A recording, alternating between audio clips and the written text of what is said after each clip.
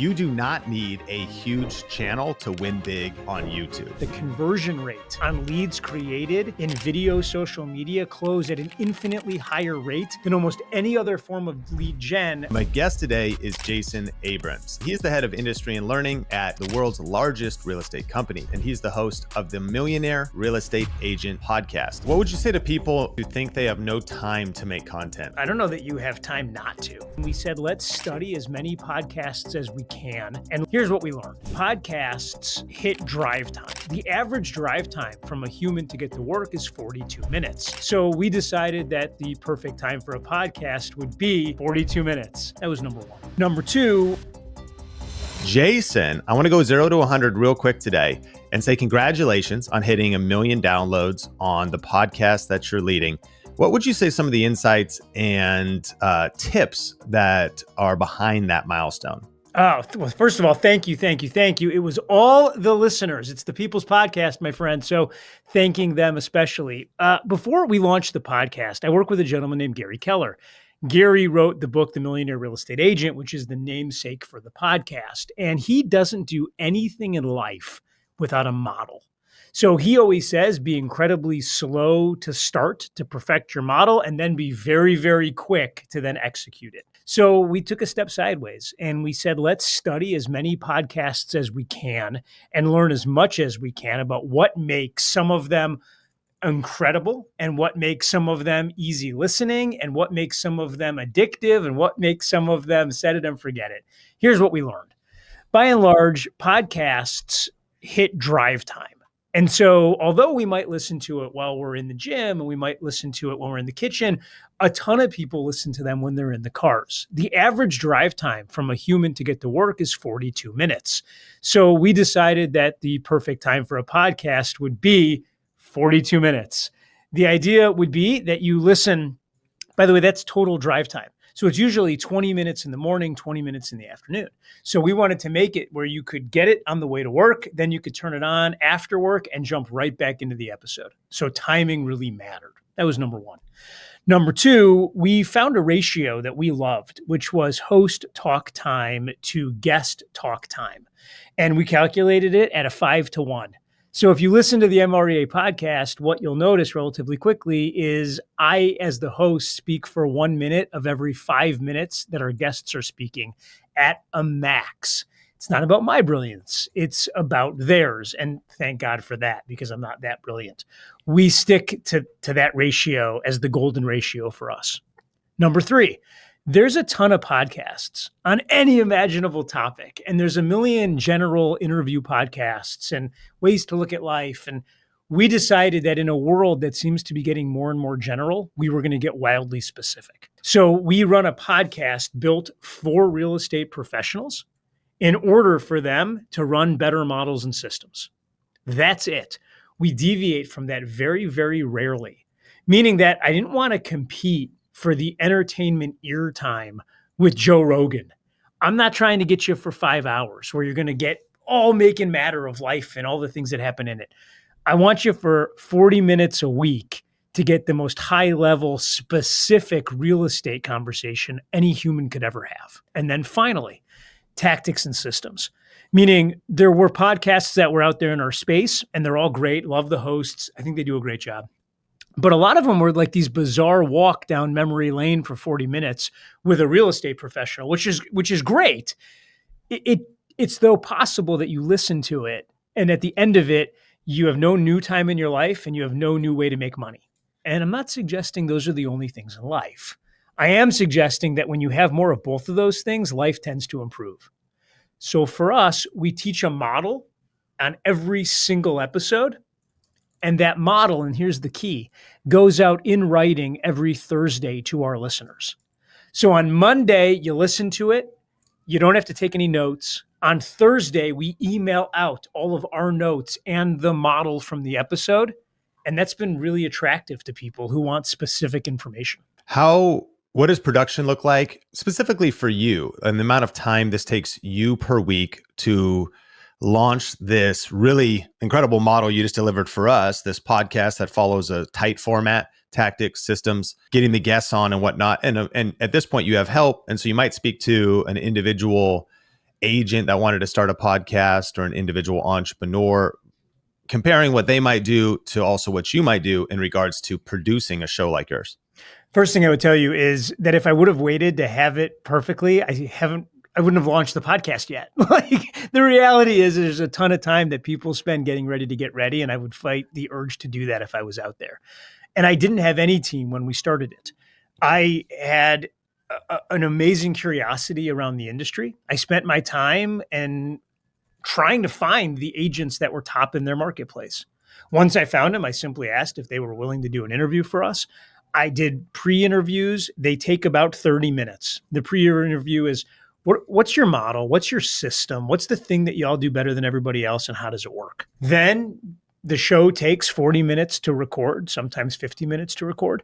I end up stacking them all up. I do them on Saturdays because I find it difficult to break from meetings and real estate business and then try to become a creative. I haven't been able to, I'm not that talented. So I need to wake up on a Saturday, enjoy my morning, have my coffee, love my life, then show up in sweatpants and then be wildly curious around real estate with 4 or 5 individuals over 4 or 5 hours. Then after that, I literally take my notes from the show. They're given to someone who can actually spell.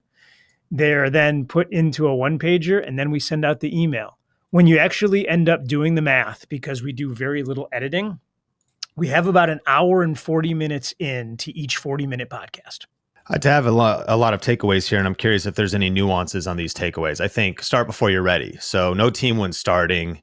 If you wait until everything is perfect, you're going to be waiting the rest of your life. And so if you're listening to this, no excuses. You got to punch fear in the face and start. The pre-interview, I think, is a huge key. I've been a guest on a lot of podcasts, including yours. And it reminds me also of Michael Stelzner, the Social Media Examiner podcast. It is so powerful that you have a pre-interview that lets you maybe get some connection, but also think about what are the golden nuggets, what's new, as opposed to just going into it. And 99% of the podcasts I've been on, they just kind of go into it. Maybe you get lucky with good information, but maybe you miss it a lot. Or if you have random pre-production, you might have random results. And so that pre-interview for listeners, I think more time spent planning in any kind of content you're doing is going to improve the final output. I also like this idea of putting it all on one day, and you're a real operator. You're operating business, you got leadership, you got meetings, you got stuff to do. And these different parts of the brain, there's like operation brain and there's creative brain. So the fact you stack them up on Saturdays is very smart. And the grouping of similar tasks to do all that in one day is smart. And then notes from the show that can then later be turned into the newsletter.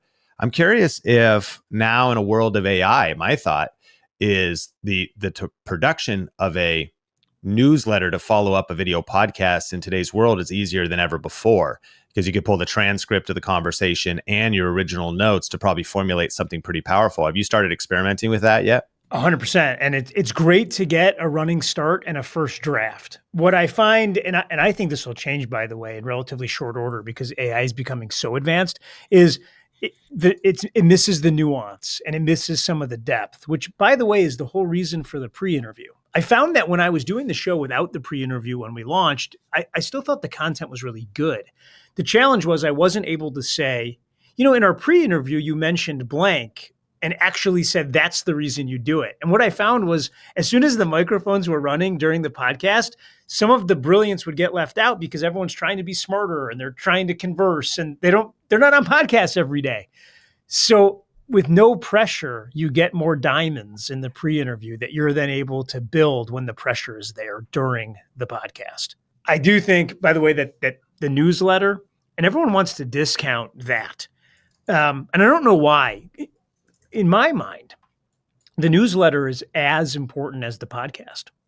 And the fact of the matter is in order to make something actionable, people need to know the steps. And so if you're providing, entertainment education, the podcast is the entertainment. The education and the step-by-step is the model they're laying out. Getting it in writing on Thursday is what takes it from entertaining to actionable. And by the way, the open rates are so much higher than I ever would have imagined. Because I kind of looked up at the industry average for newsletters and said, okay, if I can get at 12% open rate, life is good. But when someone listens to your content and spends time with you on Monday and then reads your thoughts on Thursday, I think you can push 50, 60, 70% on an open rate, which is an incredible level of engagement. Are you struggling to find qualified real estate leads? Learn how to transform your business with the power of YouTube on my free on-demand class at realtubeclass.com. You'll learn 4 surefire video strategies to attract new prospects, build client relationships effortlessly, and discover why YouTube will give you an edge in this challenging market. To watch the free class, just go to realtubeclass.com or click the link in the show notes. So there's a lot of takeaways here. And so we're talking about your podcast, which is also distributed on YouTube, which is our core audience. But I think a huge opportunity for those listening is to consider, okay, this weekly show, how you're producing it, and the opportunity for content creators doing audio and video to launch newsletters. I agree with you. It is very underrated. Now, I'm curious, how did you build this newsletter? How did you promote it? I know at Keller Williams, I would imagine your contact list or the segmentation of different lists is pretty massive. So did you start a newsletter that wanted this one thing, and have you kept this focused? And how did you get people opting in and growing this for what you're delivering on Thursdays? By the way, I hesitate to even call it a quote unquote newsletter. And we didn't use any of the data from Keller Williams because the podcast isn't a Keller Williams podcast. The podcast is offered out into the industry. As a matter of fact, we don't ever talk about Keller Williams in it.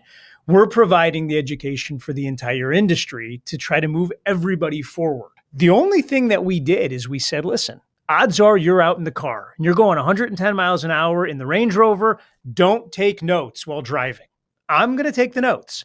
The notes come out every Thursday. If you want the notes, go to mreanotes.com, enter your email address, and you'll get the notes. That's the absolute 100% only thing that we did to drive it. And very, very quickly, we had 25,000 people raise their hand and say, hey, I want the notes. And I think the way that it happens is they hear one episode, they love what they hear, and they want that in writing.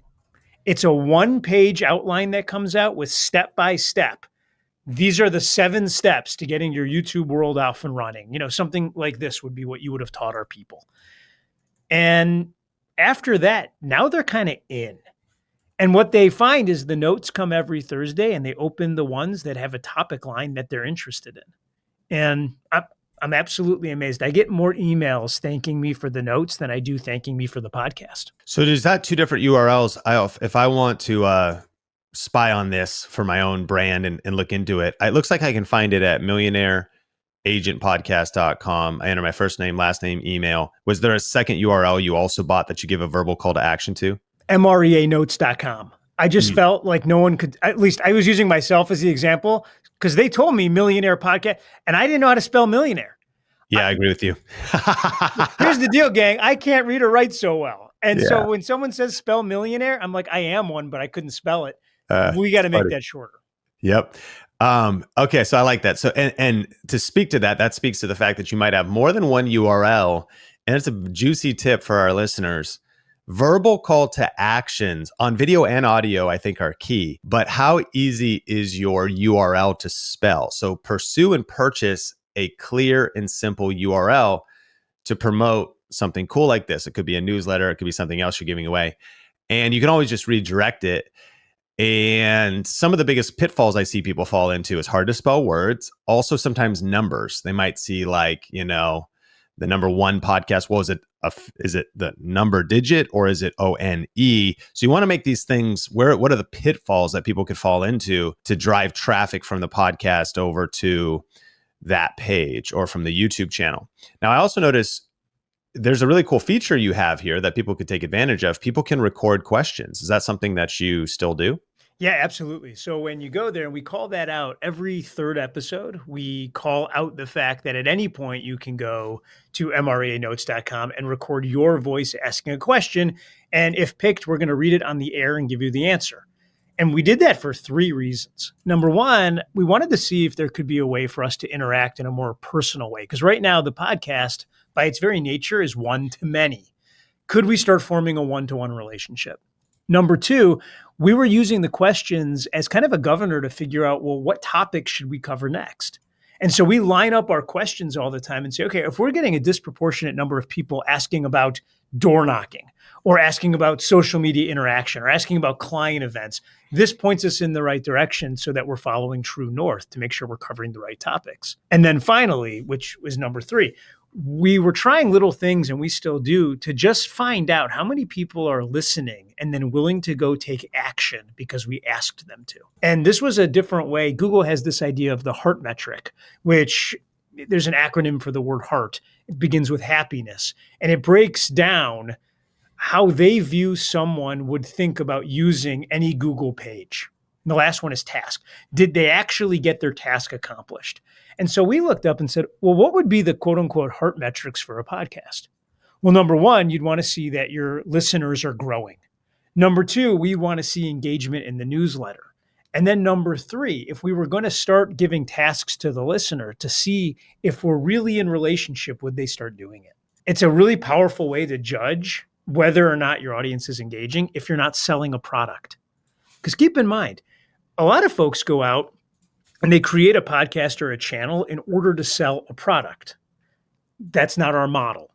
We're simply going out to garner an audience to own the mind share within the space. And I had never heard of this. This is a powerful insight of this Google Heart Metric, which stands for happiness, engagement, adoption, retention, and task success, which is a framework to speak of the quality of the user experience. I think this is one of the juiciest nuggets that has maybe ever been shared on our podcast.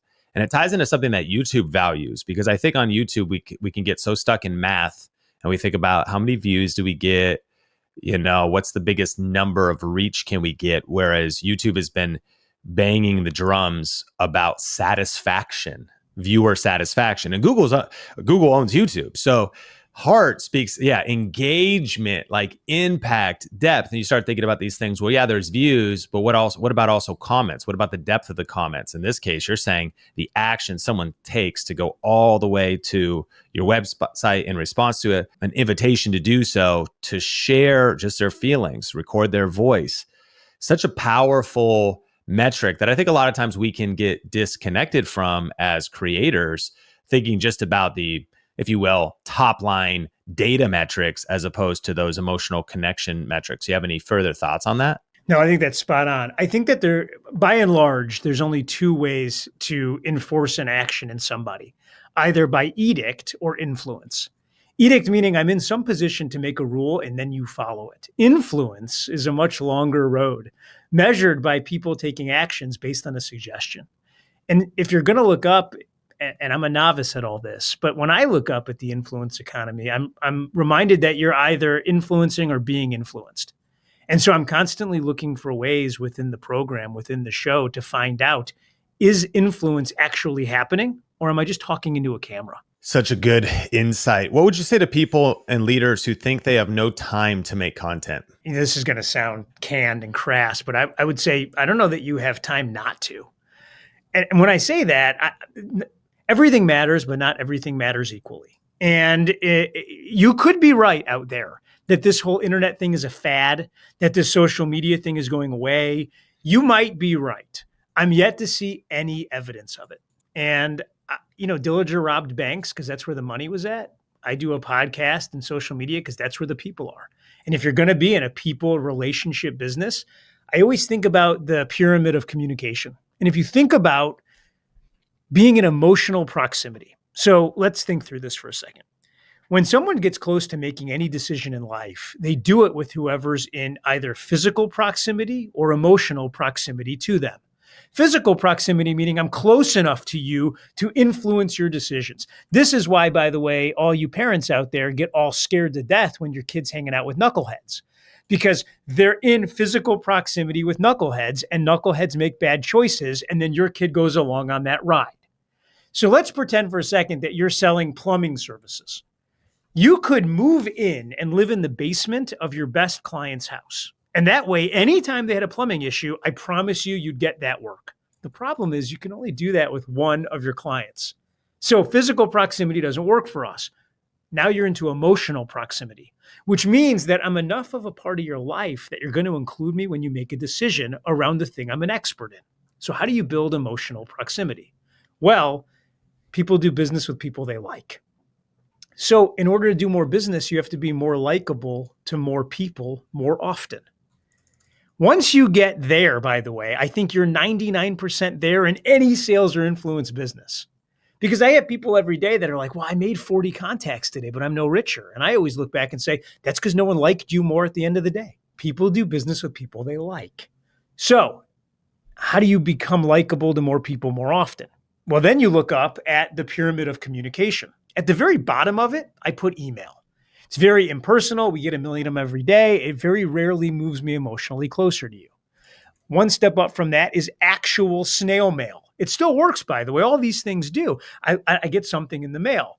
Then I'm going to take a next step up from there, and that's going to be social media. And the reason it's above the other two, because even if it's one to many, you're still seeing my face. I'm still imprinting relationship. I'm more likable because you see me. Then from there, we go to one-on-one touches. Now, one-on-one text messages. I have great influence if I'm texting you one-on-one. Then one-on-one phone conversations. And then the very top of the pyramid is face-to-face, which, by the way, over the next 10 years might be the only thing that AI can't fake, will be the face-to-face. But if you think about that pyramid and then ask the question about your business, am I living at the bottom of the pyramid or am I living at the top? I would submit to you that if you're not spending more time living at the top, the answer might be in owning the middle. And that's where social media, I think, plays a tremendous role. Powerful insight about the pyramid of communication and social media and video being such an opportunity for accelerating know, like, and trust. Let's talk ROI. And it's fascinating to me earlier that you said you've got all kinds of business activities that are directly correlated to ROI, but you're doing a podcast not to drive sales, but to stay top of mind, to build relationships and connection. Speak to the potential motives, reasons, and justification for the person that's like, all right, I'm still skeptical. I'm a busy real estate agent. I'm busy working in a corporate job, and I have this pull towards content, but I don't know if there's going to be a return on investment. What do you think are the different ways to measure that return on investment? I think there's a general rule about making money in business that Gary Keller told me, and he said, "Son, be careful how you make your money." And I always struggled with it. And finally, one day I said to him, it sounds fortune cookie-ish. What do you actually mean? And he said that at the end of the day, every great business owner needs to begin with a promise. What's the promise that my business delivers? Once they have the promise, they then need a pro forma, which is the math of delivering that promise at a certain number accomplishes all their financial goals. Once they have the pro forma, they then need to perform, which is prove to the world that you actually can do this thing. Then immediately you're going to have proof. Go out and market the proof. Now you have scale. And he said most people skip making the promise, doing the pro forma, getting the proof, and jump right into marketing.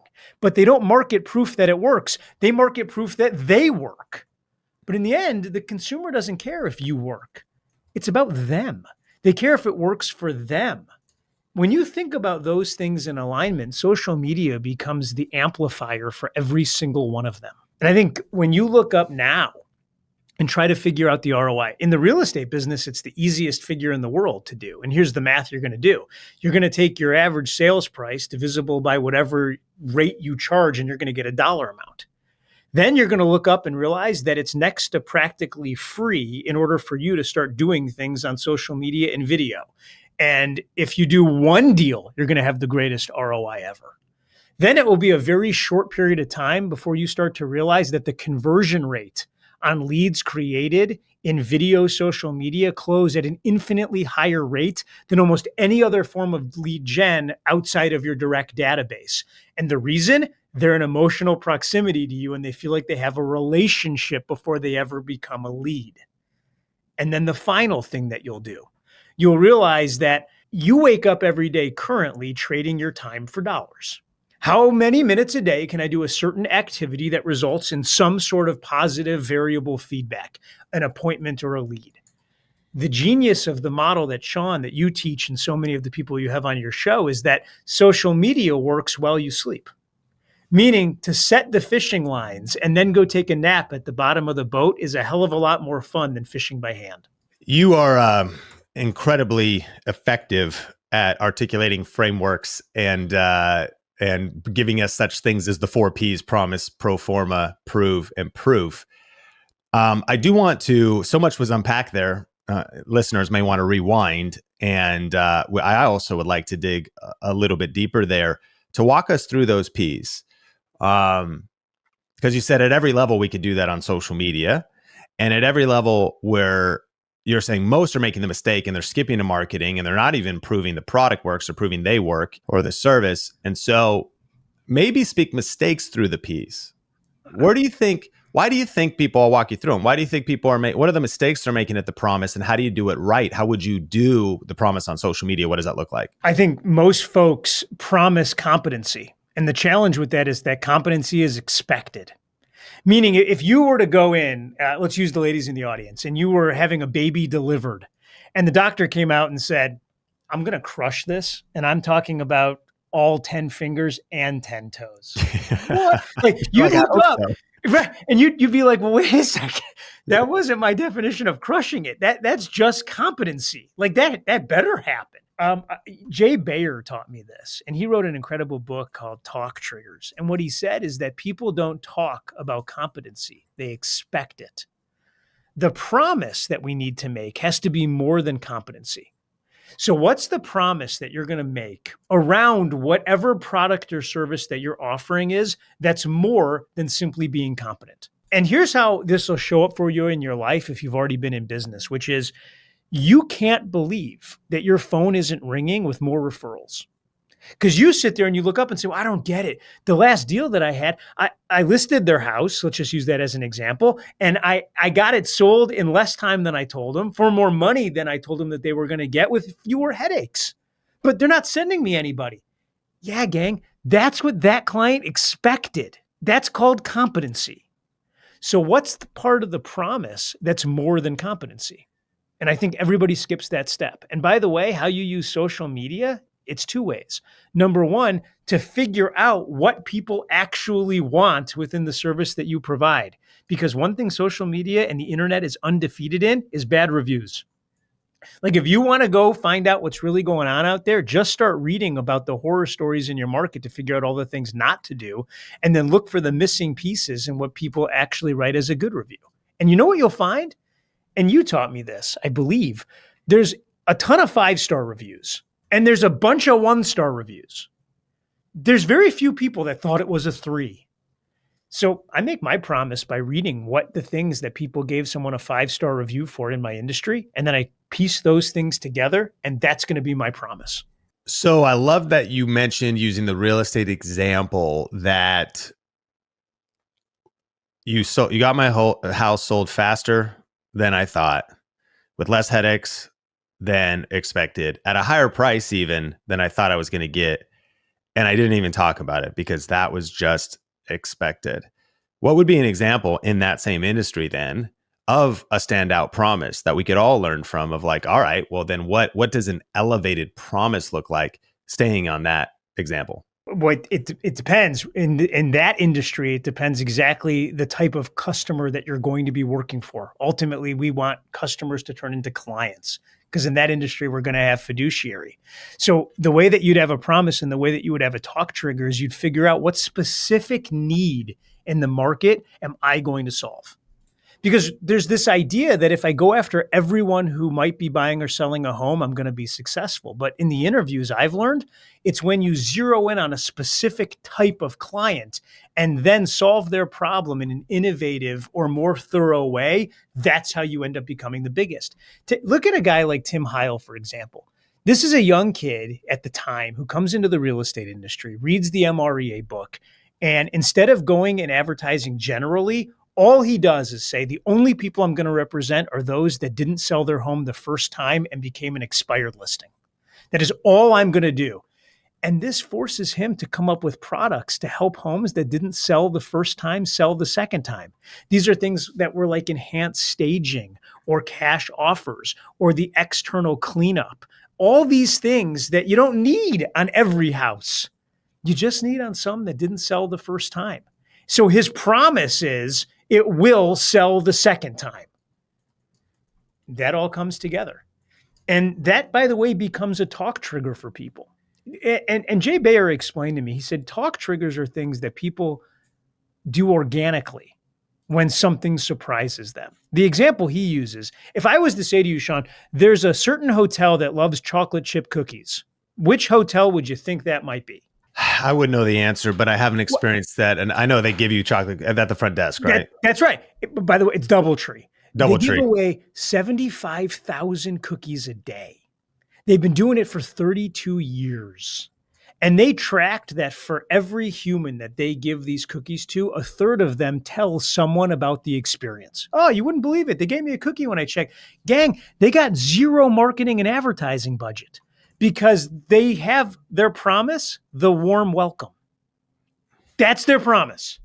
And the warm welcome is so warm that they don't need to market anything else. Are you ready to start your YouTube channel, but you don't know where to begin? Or have you been posting videos, but you're frustrated because you're just not getting the views and nobody is seeing them? For a limited time, you can get the #1 best-selling YouTube strategy book, YouTube Secrets, for free at ytsecrets.com. This book is the proven blueprint that has helped thousands of people go from 0 subscribers to a thriving channel. All I ask is that you pay shipping, and then I will mail you the brand new updated 2nd edition of YouTube Secrets. And when you place your order today, there's a couple other super cool things that'll hook you up with. First, you're gonna get instant access to a free deep dive masterclass where I will break down the exact strategy I'm currently using to generate over 120,000 views per day, every single day on YouTube, and generate over $100,000 per month on the platform, as well as the 3 biggest mistakes that most creators make when starting and trying to grow their channel. That class is free to watch instantly when you pick up this special offer. Now, you're also gonna get my video series called The Perfect Video Recipe. One of the updated chapters in the 2nd edition is titled The Perfect Video Recipe. It's actually a formula for how to structure YouTube videos to get maximum views and how to break through in the YouTube algorithm. This is the exact formula that readers of the book and our students are using to generate millions of views. And again, that'll just be included when you jump on this limited offer. Third, you're gonna get access to our 1,000 Subs Club email newsletter, which delivers actionable weekly tips to your email inbox that will help you get to 1,000 subscribers fast. And we also do really cool weekly giveaways that includes lighting and microphones and YouTube equipment, plus software that will help you on your creator journey. But here's the thing, supplies are limited on this free book promotion. So if you wanna grab this offer, go to ytsecrets.com right now and just place your order covering shipping, and I'll get this book in the mail to you right away. So I'm unpacking a lot here. So I think there's 2 big keys too, if we universally applied to every single listener, is this idea of the power of niching down and being specific. What specific need in the market am I going to solve? That's how you start to become recommendable. That's how you create a talk trigger and the specific type of client. And I think sometimes this work can be very difficult. It could be hard, but as famous as Simon Sinek's talk, Start With Why is, marketing wisdom would suggest we should start with who. Because yes, why, your values may be more important than what you do, but what? Because he'd go, why do you do what you do? How do you do what you do? And then what do you do? But the missing piece in that whole 3-step equation, and Simon Sinek's a legend and it's a great book, but the missing piece is to start with who. And in a crowded 2025 world, I think the start with who is more important than ever before. Because as soon as you start to specialize and as soon as you start to become a meaningful specific instead of a wandering generality, you also, it honestly probably is impossible to make a general promise and actually fulfill on and do it well. You just can't, it's too difficult. There's too much diversity in, if you will, the viewership and the clientele. But when you narrow down the who, then you can start being recommendable and people are talking about you because you've really narrowed that in. Am I tracking? No, that's 100% right. People get really wrapped around the axle on getting narrow, but the reality of it is you go small to go big. And the math of the world right now plays that out. Let's look at just the continental US. You have 380 million people, give or take. You have 8 billion on the planet. And so when I say go small, just 'cause math, it ultimately is going big. Because someone might look up and say, oh, Tim Heil, what was he doing? Only going after expired listings. But in the year he did it, there was 5.2 million home sales. Friends, there had been over 1 million properties that had went on the market and come off. If you're a real estate agent, how many of those million do you need to do to hit all of your financial goals? And I bet, cuz math, you could play that game in almost any business in any sector. It's very encouraging because there's a lot of fear and insecurity that comes our way that is constantly tempting us to try to go broad. And we're so afraid of niching down and specializing. But you just played it out. The world is different, quite literally. America is different. 880 million people. There's the 1,000 true fans model, which my friend Chalene Johnson actually thinks is the 500 true fans model. In real estate, if you're doing 500 transactions in a year, that's pretty great. If you're doing 100, if you're doing 50, so like these smaller numbers, thinking about what it is you're actually solving for, this is incredibly powerful. So we're talking about these 4 Ps, and this is how to really stand out, trigger success, and really the promise of even this episode. You don't need a huge channel or a huge video podcast. In fact, go small to go big. Let's dig a little bit into this pro forma. So we're actually better strategizing our channels, better articulating and maybe even repositioning what we're doing in regards to our promise. Number 2 is the pro forma. Explain what that is at a 5th grade level, and then explain maybe the mistake there and the opportunity there. The mistake is not having one. And because a lot of folks look up and to them, the idea of pro forma means some wildly large, complicated financial projection for the next 100 years and 400 different columns on their spreadsheets. And I think all that is complete horseshit. Here's what a pro forma is. Pro forma is I understand the math that dictates my business, and I understand how that math equates to me making the amount of money I need to love my life. That's it. And I think a lot of people forget how they make their money. And they wake up in the morning and they make poor timing decisions and poor financial decisions because they're not using the pro forma as a guide. In the end, the path is always in the math, and the math is always the path. So the way that I like to do it, and the way that I learned through these interviews, was you look up and you ask the question, whatever product or service I'm trying to solve sells for blank amount of dollars. My cost of each one of those sales is blank, which leaves blank profit. How many of those do I need to do in order to make my freedom money for my life? And now you're going to have a number.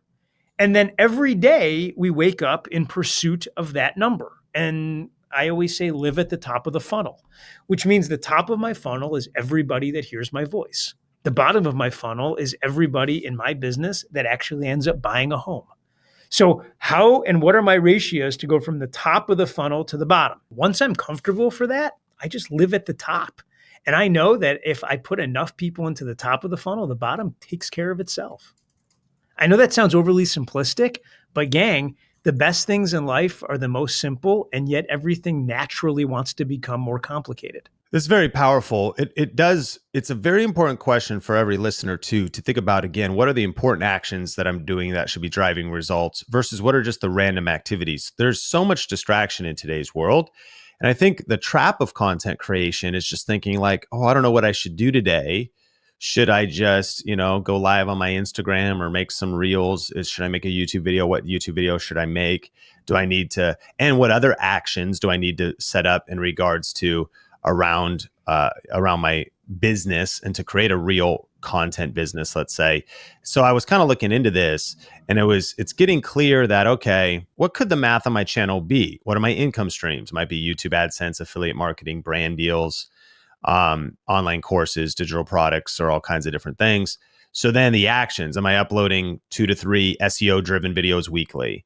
And then measuring that these videos need to have a certain retention or a click-through rate that I'm solving for. So I'm making improvements. I don't want to just get so far ahead where I have so much volume going out and results going down. Well, I need to fix something. Something's broken in that particular case. But then am I doing a certain number of brand deal reach outs or brand deal sponsorship reach outs as an action? Have I even built something perhaps as a product or written my book? And then are my actions to follow up on that, whether that's the video I create that has a lead magnet from an email series to an offer, all these different facts. Am I on track for what essentially a pro forma is? It's the math of how your business is actually going to work and reverse engineering that, and then the actions that correlate to that math. That's exactly right. And for so many of us that people like me that have to make it wildly simple, I'm simply waking up in the morning and saying, I need people to, in my case, email me that they want to do business with me. I think about like a guy like a Ken Posick who runs a YouTube-based real estate business. And he wakes up in the morning and there's only two things he thinks about. How many people local in Orlando are watching him? And then how many of those people email him that they need his help?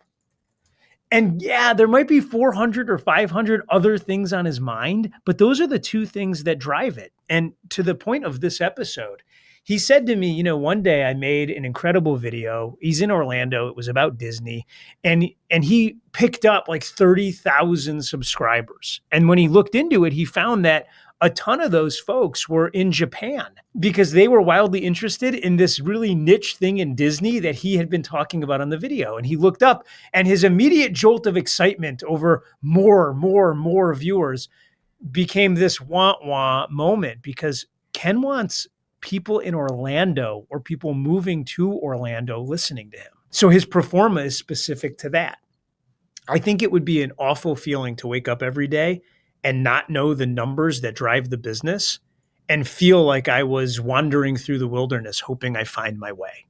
The path is in the math. And by the way, if you don't know the numbers, you're highly susceptible to on any day waking up and quitting.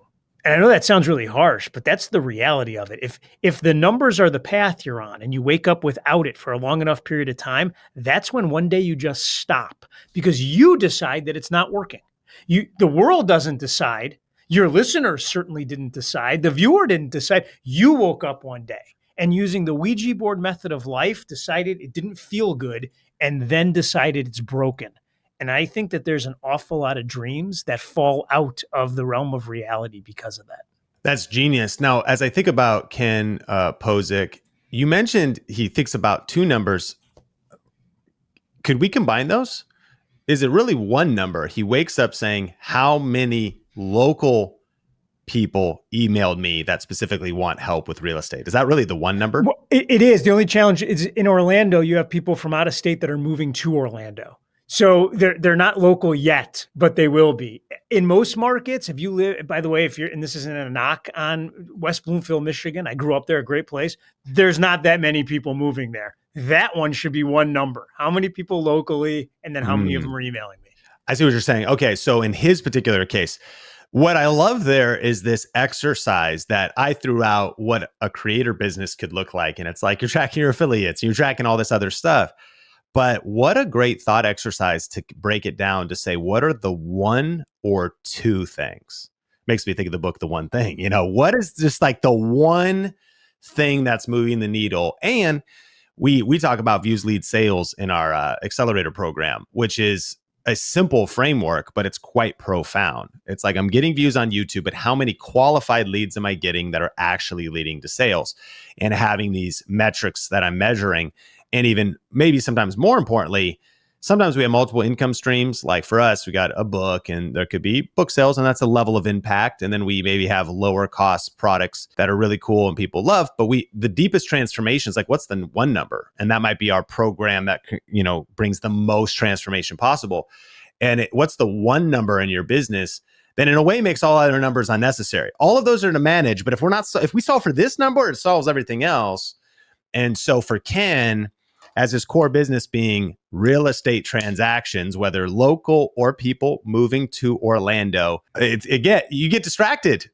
Well, I got a viral YouTube video. Do I double down on that topic? Do I make a part 2 about that? You look in the audience, a bunch of people from Japan. Do I start a travel agency? You can lead you to other things.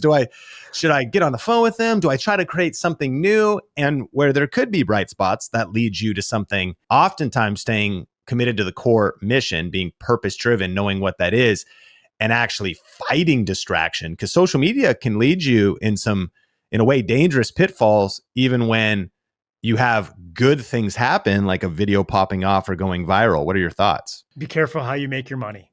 You got to wake up every day with complete focus and clarity on how you make your money. And everything else in the business world is a distraction. Okay, so we have two more as we land the plane, and we've got prove. So we're defining these, we're defining the mistake, and then we're applying these to how these become 4Ps that are critical for us having success, even with a small audience. What's prove? Prove it is you had this promise. It was going to help this specific group of people or these folks that need this service, and did it. And if it did, that's awesome. If it didn't, by the way, and you go out and scale something that doesn't work, that doesn't make you a great entrepreneur. It makes you a charlatan. You don't want to do that. We have morals. You want to better the people and provide. And so if you've made this promise, you understand the math of it. Now you go out and start doing it. And by the way, it doesn't have to be at some kind of tremendous scale. Odds are, if it works locally in your market, there are people in other markets that have the same problem. And so ultimately, there's only two ways to solve something. Either number one, present an opportunity, or number two, solve a problem at scale. Those are the ways. You're living in number two in this moment. And so you have to prove that whatever you said you were going to do actually works. And I think this works across services and products. If you're selling a product, you want to have people that are using it that love it. And if you're selling a service, coaching company, any of these things, you got to go make sure that some people actually get to the finish line with this thing. Because if you go on and you say, I got this great idea, I can make your whole life better, I'm incredible, and you haven't done it yet, you could end up harming people. And none of us want that. And I don't care, by the way, on the people that you're working with to get to proof what you have to do to get it done. You may have to go pick them up and carry them around all three bases and then drop them at home plate. Any way you slice it, though, you need to have some proof that this thing works. Because in today's world, and this is crazy to me, people put more credence in the online reviews that they read than they do in face-to-face referrals from friends. There's a generation coming up right now, friends, that's going to inherit all the money, and they go to check out what strangers think about something before they ask their friends what they thought, which is incredible to me. So you got to have proof. This is a good challenge too, because, people in an audience like ours can fall into, this is what a lot of times we can become obsessed with. And this is, I would say, the promise of our Think Media podcast. It's really a marketing podcast. We're helping people get more reach, get better at getting views, get better at going viral, get better at building a personal brand, becoming famous. But the danger of all of the above is the toxic side of even influencers. You're like becoming famous for famous sake, and yet there's not depth underneath whatever that persona someone builds. Dave Ramsey spoke at our event, and he said the days of influencers with nothing to say are ending. And oftentimes we're now seeing the deflation of even, let's say, the paid sponsorship online that is inauthentic. It wasn't a product that actually works. It wasn't the individual had not actually used it. They're just being paid. And while they might have made short-term money, they hurt their long-term brand. Makes me think of Fire Festival. And so Fire Festival was Billy McFarland, man. God. And by the way, he was just about to do it again. I know. He was just about to do it again. And it was and actually the promise was amazing. So the original promise was incredible and maybe a case study in one of the greatest promises of all time, because they made this video. When they say if it's too good to be true, it probably was. It was too good to be true, but the promise was good. And so sometimes I think it's like, this is the promise we want to make. We create a product, a book. We want to get out there. We start making these promises. This prove it part is just so key. And I think my challenge to every listener is to not be discouraged if you do a version of the product that fails. That's entrepreneurship. If you do a version of the product that even has dissatisfied customers, the commitment is you don't give up. You don't give up. You fix it. You do. That's why you do a beta test. That's why you experiment. Early days before our YouTube course, it existed in my head, and I started to do coaching for free. And it was a hard enough challenge to find someone who would even listen to me for free. But here was my first obsession. I went into the prove it season before selling of, okay, I have these 7 steps to what I believe it takes to rank YouTube videos. And they've worked for me, but where will they work forever for others? So I started to reach out to people at this time in Facebook Messenger. And I started to say, hey, would you be interested at all in me helping with your YouTube presence and seeing if my advice could get you results? And if it could, and if it does, no charge. Would you be willing at the end, no pressure, to share a testimonial about the results it got? So step one was go test, prove it, experiment, even get their feedback. That made sense, but I got stuck here. And I feel like that's a missing step for a lot of individuals today. They're like, hey, let me just like make a product, slap something on it, make a course. And so if your promise are the best cookies ever, then prove it. And do people line up for the cookies? Do teachers actually ask for them? What's the proof? And so creating some happy customers, some great reviews, some real results, some repeat business. And there's plenty of entrepreneurs that launch a product, and it might be tough at the start. I think about the launch of Xbox originally by Microsoft. There was so much external pressure. They'd never done, they were competing against Nintendo and PlayStation, all who had a head start, and they lost money early on. There was product malfunctions early on. They needed to get the product to market, so they did. That's kind of where the concept of ship it comes from, like move fast, get your product out there, but a relentless commitment to actual transformation, quality, product quality, experience, and Fire Festival being, I suppose it could have gone a better way. The other thing was probably how quickly it went. The think you could do in 6 months, something you'd never done before. And you're right, he just postponed Fire Festival number 2, which is its own online story that I love following. But prove it. Any other thoughts before we go to the final one? I'm glad that I didn't buy the Promethean package for the $1 million for Fire Festival 2. So I have that going for me. But Rory Vaden, who's a buddy of yours and mine, he always says that if you're going to be an influencer, you have to be cautious that your reach doesn't run wider than your character runs deep. And I think that's so sage. And I think you could take out the word character and add the word promise if it hit too close to home. And you could say, I don't want my reach to run wider than my promise does deep, because the worst thing that could happen would be to scale a bad idea. Yep. And as we transition to the last part, I've got 2 things. One, that does actually, without revealing the individual, there was a fitness influencer who overpromised and promised all this customization and all this coaching. I'm going to help you with your macros. I'm going to help you with all of this, and made a lot of sales. And then the whole thing broke down. And I think what happened, let's even assume good intent. I probably wasn't bad intent, but you just said it. The problem on social is you actually might blow up bigger than you ever thought. You want to make sure your influence doesn't run wider than your character runs deep. That's why the power of, if slow and steady wins, the tortoise and the hare, is sometimes you don't want to go viral. You don't want to blow up too fast. You want to grow at a scale with which you can refine your product. And in a knowledge worker type of business, in the economy of ideas, where we're also compensated in our creativity for those that, especially literally content is the product that they make, pace yourself, be patient, focus on character building. We think about this all the time at Think Media. We want to be built to last. And Proverbs says an inheritance gained too early in the beginning will not be blessed in the end. Wow. So it's something about, there's so much opportunity to make good money. We don't believe in get rich quick, but I'd say fast money ethically in the creator economy.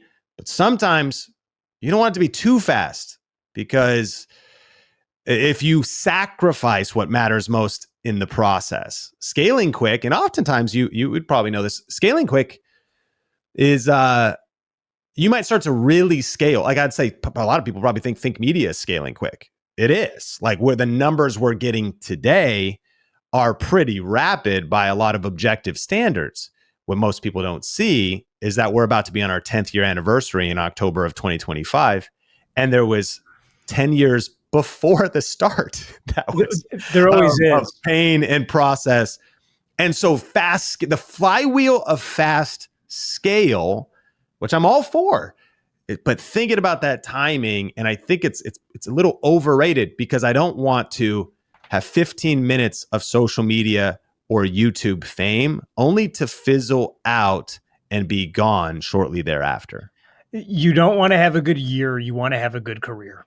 And I have that written on a whiteboard above my recording studio desk, and I look at it all the time. And it keeps me from saying things that I'm glad I didn't say, and it keeps me from taking actions every day that I need to take.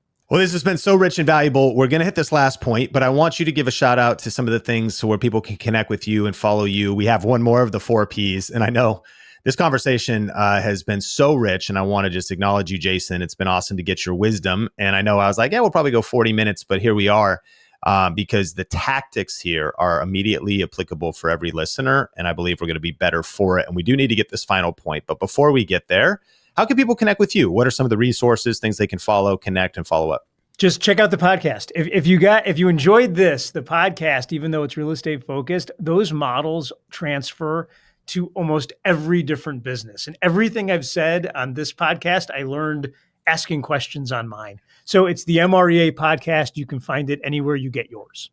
I love it. Okay, so we're talking about these 4 Ps, and we had the promise, we have the, prove it, we have the pro forma, and then we have proof. And so break this down. What's the mistake here? You said a lot of people skip here, proof of scale. What's this one? This is the last step, right? So now that I have my proof, all I go do now is market and talk about that proof. So instead of marketing me, I'm great. And now I'm letting everybody else tell their story about how I helped them get where they want to go. And that's all done in story format. There's a brilliant author who we had on the podcast who I just loved named Kendra Hall. And she wrote a book called Stories That Stick. And she's awesome, right? And you listen to her and what you realize is that stories, they light up both the left and the right side of our brain. Stories allow you to make a point without being pointed. Stories are remembered and facts are forgotten. Like these are all sage things that I made up, none of them, but they're right. And so the proof, when you can have your people say, I hired so-and-so, or I'm working with so-and-so, and because of that, my life has gotten better. You'll never have to look for clients again if enough people say that. And I truly believe it. And that's why I say, go make the proof and then market the proof. And, I come back to Jay Baer. He said the reality of it is that face-to-face communication will be the only thing that AI cannot fake over the next 10 years. And I believe that. And that's someone telling your story. I'll leave you with this thought, Sean. There's a lot of folks that sit out there that say, I have a marketing problem. Number one, I don't have enough budget to go hit all the homes I want to in real estate, or I don't have a channel big enough hitting the right people, or I don't have a budget to go out and take out radio ads or take out newspaper ads, or I can't advertise during an NFL game. Gang, I got to tell you, you don't have a marketing problem. From what I've learned, those are marketing tactics. What you have is a story problem, and you have a talk trigger problem. And the reality is, when you have enough people talking about your proof, you will never have to look for a client again. And I think social media is literally the way to amplify those stories. Jason, this has been genius. Think Media podcast listeners, here is a recap for you of these 4 Ps. Promise. What do you promise to do better than anyone else? Prove it. Can you show that your promise actually works? Pro forma. Do the math to make your promise into a real business. Proof of scale. Can you grow and repeat your results for more people? In one sentence, promise something awesome, prove it works, plan your money, and grow it like a boss. If you got value today, like, rate, share, review wherever you watch or listen. My name is Sean Cannell, your guide to building a profitable YouTube channel, and this is the Think Media Podcast. Looking forward to connecting with you in a future episode.